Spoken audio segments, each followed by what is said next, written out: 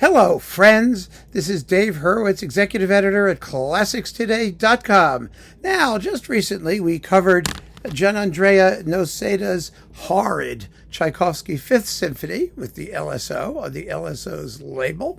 One of you mentioned that he should have been doing this recording with the National Symphony instead of with the LSO. Well, if you're going to make a horrid Tchaikovsky recording, it doesn't much matter what orchestra you do it with, does it?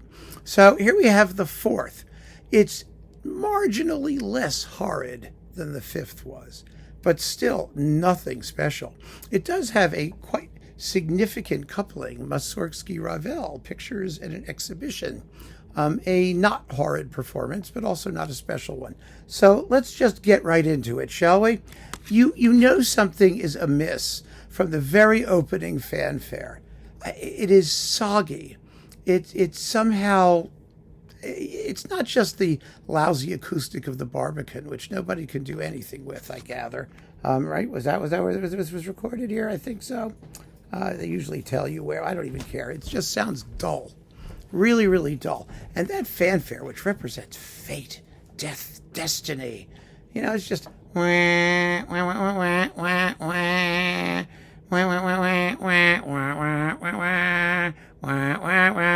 mean, come on. They're just not playing out. There's no guts to it. No, it's really fairly dreary.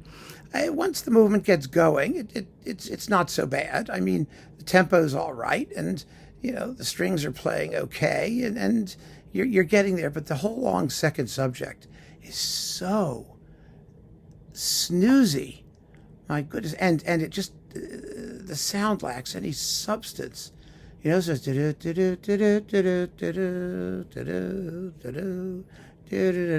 I couldn't really find a volume that made it listenable.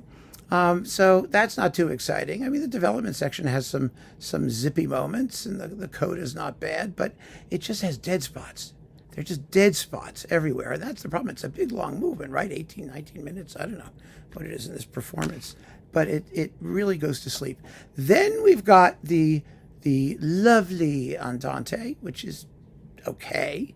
I mean, it doesn't have any special moments. The central section, the strings just aren't fulsome enough. It just doesn't have that.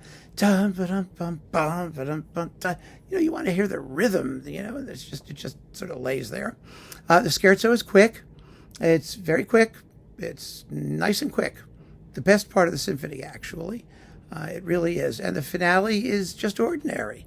There's absolutely nothing special about it whatsoever. Noseda does try to whip up a little bit of excitement in the coda, and he succeeds at that. But as was the case with the fifth, by the time you get to the coda, if it's been dreary up to that point, who cares? So it's not special in any way, shape, or form, but not as awful as the fifth was, and it's not as horribly recorded. So maybe that's something that sort of helps it. That doesn't mean that it's anything other than totally unnecessary. I mean, completely unnecessary. And the same is really true of the pictures, although it's a better performance. It gets going well, I have to say. Nomus is nice and gnomy and eccentric and creepy. The old castle is nicely done. But by the time you get to Bydlow, we're in trouble, in big trouble. Bydlow is the ox cart. It's got to have rhythm. The accompaniment is just played with this legato. It's like a lullaby. It should be chung, chung, chung, chung. Even if it's quiet, it's got to have that feeling of rhythm and weight. It's got to grind itself out. Oh, no, it's absolutely dreadful. Dreadfully awful. The discussion between the two Jews is flat and uninteresting. The Tuileries could just have more sparkle, more brilliance, and it runs directly into the catacombs, and the catacombs are mistracked. If you actually are playing with this, track whatever it is, 14 or 15, you wind up in the middle of the catacombs. So that's kind of annoying. It's just a mistake, carelessness. The hut on Fowl's legs is foul and hutty. That works okay. The Great Gate of Kiev tries to be grand. It tries to be very grand at a very measured tempo. At the very end, it has the bass drum beats, that are off the beat.